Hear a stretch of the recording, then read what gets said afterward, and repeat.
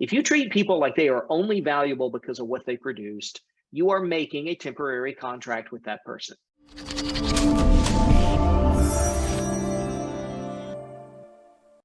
People are the heartbeat of every business.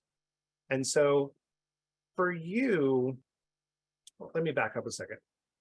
I always look and say, I always love to hire from the scratch and denial because business is really hard. And I need people that are gritty and resilient and committed to something bigger than themselves. They've somehow overcome in their life. How is it that you're going about ensuring you have the right people inside your organization? Because I know every single last one of us have hired someone and thought this person is going to be amazing. And then suddenly they were not. Yeah. Any tips on what you've learned in managing the people component? Because inviting people on the mission that you're on, right, is the start of accelerating your business forward. Yeah, a few thoughts there. Number one, can we just pause for a second and just all agree that we've all done that, Yes. right? So that is a universal. That isn't some personal failing of yours that no one else shares. And one of my biggest pet peeves, the older I get, when you're a kid, you think the adults have all of this figured out. And never once does someone come to you and say, the hardest thing you're ever going to do is not fire a bad person, but is to hire a mediocre one. That's the hardest thing for CEOs, right? Just to get somebody who's good enough to fill the chair. And especially today when you have to hire people and you have to pay them to show up for interviews and things like that.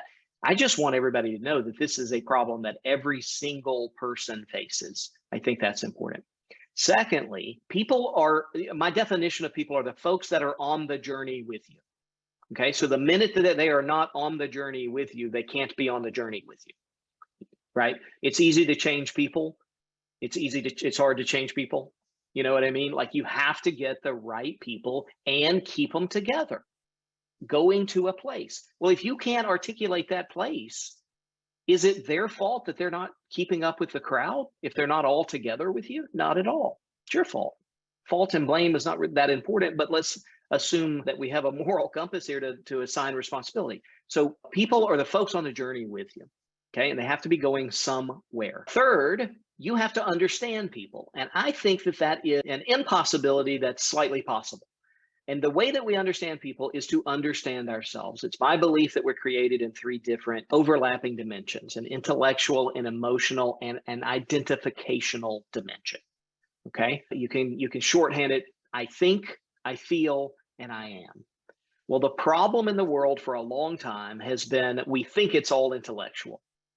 Jerry, if I just make the right argument to you with stacks and stacks of numbers and lots of people who agree with me, then you will say, oh, he's right. And now I will change all of my behaviors to become exactly like what he's telling me I should be. Never once has happened that way.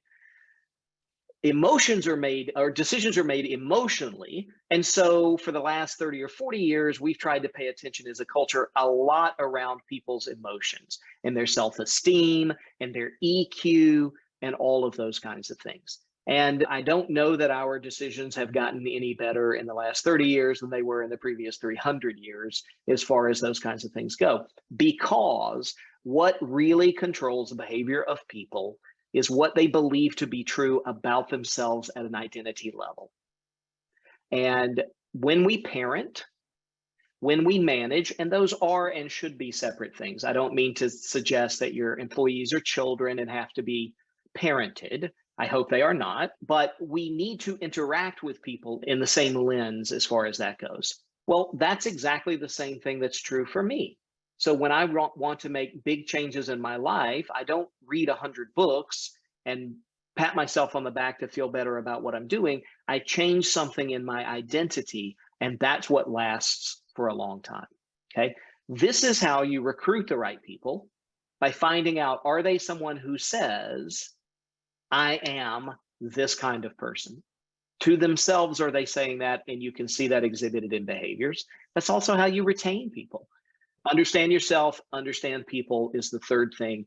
And then lastly, I think this is so trite that people would roll their eyes about it, but you got to treat people like they're people, like they have intrinsic value.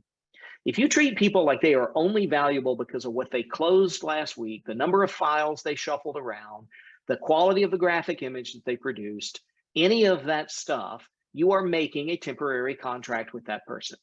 That's so interesting. Like this people thing gets me really fired up because I love leadership and leading.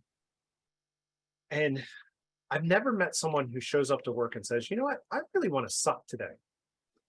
And yet there are plenty of ineffective people, and it's because there's poor leadership.